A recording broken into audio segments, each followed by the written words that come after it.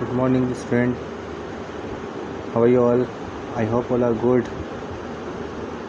I'm Wasim, your assistant teacher from Smart Indian Model School. So, student, we have started the third chapter, the Delhi Sultan. I told you about the Tomara Rajput, इनकी भी कई category थी, और चौहान, पृथ्वीराज चौहान, इनको चमन नाज भी कहा जाता था। फर्स्ट वाले चैप्टर में हमने चमन नाज के बारे में बताया था। तो ये तोमारा राजपूत जो थे, इनको चौहान ने हरा दिया था और दिल्ली को एक मेन सेंटर बना लिया था। वैसे तो तोमारा और चौहान जो थे दोनों एक ही थे, मतलब इनके अंडर में ही जो था कमर्शियल सेंटर बन चुका था दिल्ली। और इसके बारे में हमने आपको द रूल्स ऑफ दिल्ली, इसके बारे में भी हमने बताया था। The rules of Delhi table बनी हुई है, इनके सब के बारे में बताया था।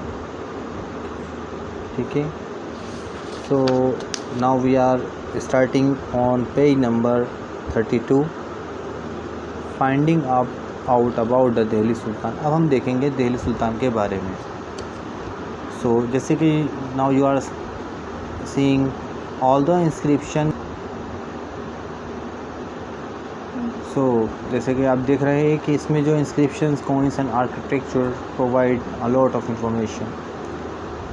सो इंस्क्रिप्शंस आपने मैंने बताया था कि जो पत्थरों पे लिखे जाते हैं, कॉइन्स हैं, आर्किटेक्चर, जो चीज़ें बनाई जाती थी पहले, वो हमें बहुत सारी इंफॉर्मेशन देते हैं। Specially valuable are हिस्टोरीज।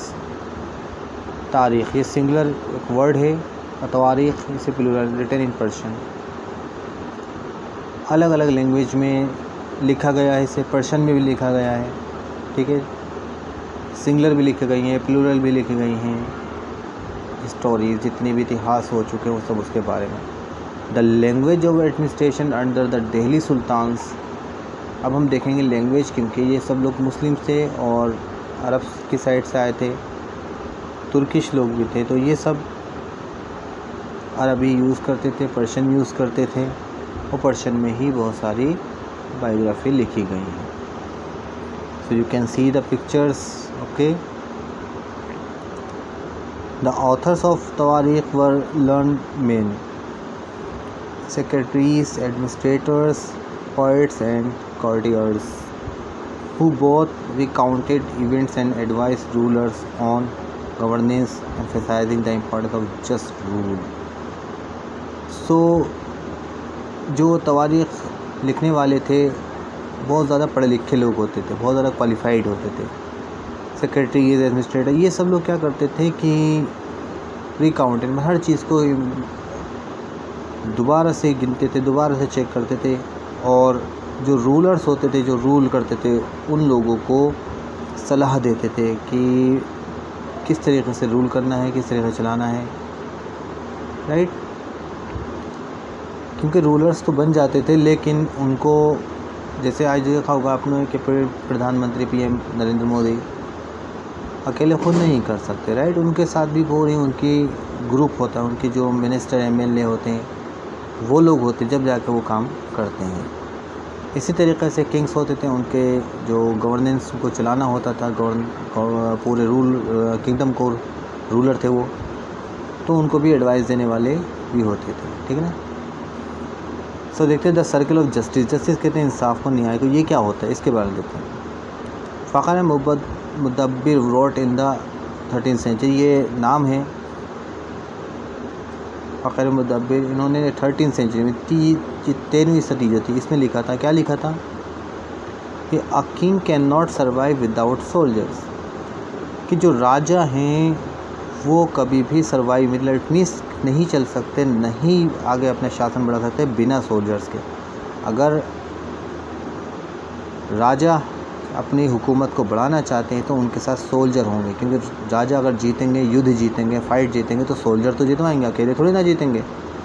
And the soldier can not live without salaries. अब जो सोल्जर्स हैं तो बिना सैलरी के काम तो कर नहीं सकते वो। Salaries come from the revenue collected from peasants. अब वो सैलरी कहाँ से आए? सैलरी, रेवेन्यू कहते हैं इनकम को, क्योंकि जो किसानों से इन पैसा मिलता था, इनमें टैक्स मिलता था राजा को, इस तरीके से राजा के पास पैसा हो जाता था।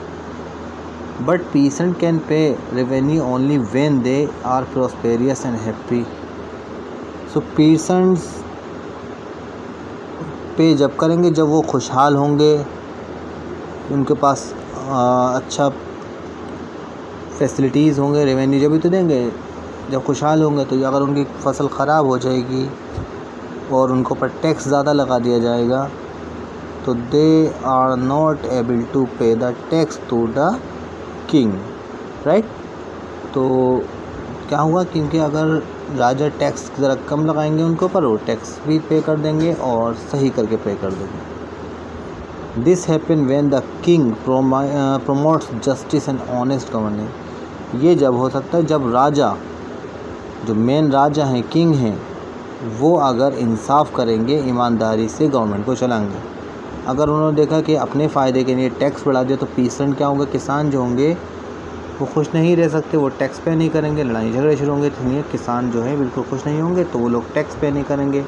टैक्स पे नहीं करेंगे तो राजा के जो सोल्जर्स हैं उनको सैलरी नहीं मिल पाएगी। जब राजा के सोल्जर्स को सैलरी नहीं मिल पाएगी तो राजा के जो सोल्जर्स हैं, सिपाही हैं, वो युद्ध में लड़ेंगे नहीं, सही से नहीं लड़ेंगे, राजा फिर हार जाएंगे। इसी तरीके से एक सर्कल बना हुआ था जस्टिस का। अगर एक दूसरे के साथ इंसाफ नहीं करेंगे तो गवर्नमेंट नहीं चलती। इसी तरीके से दिल्ली सुल्तान का यही था, जो उस टाइम पे राजा होते थे वो अपनी प्रजा के लिए ही सारा कुछ करते थे। इस टाइम पे जो हमारी गवर्नमेंट है वो किसके नहीं कर रही है, they are doing for better future for us, वो हमारे लिए कर रहे हैं। अगर वो लोग पॉलिसी नहीं बनाए, फैसिलिटीज़ नहीं दें तो हमारी कंट्री सही से नहीं चल पाएगी। सो यहाँ तक तो सारा क्लियर हो गया होगा, राइट। इसको आप रीड करिएगा। I hope all the things are cleared to you all.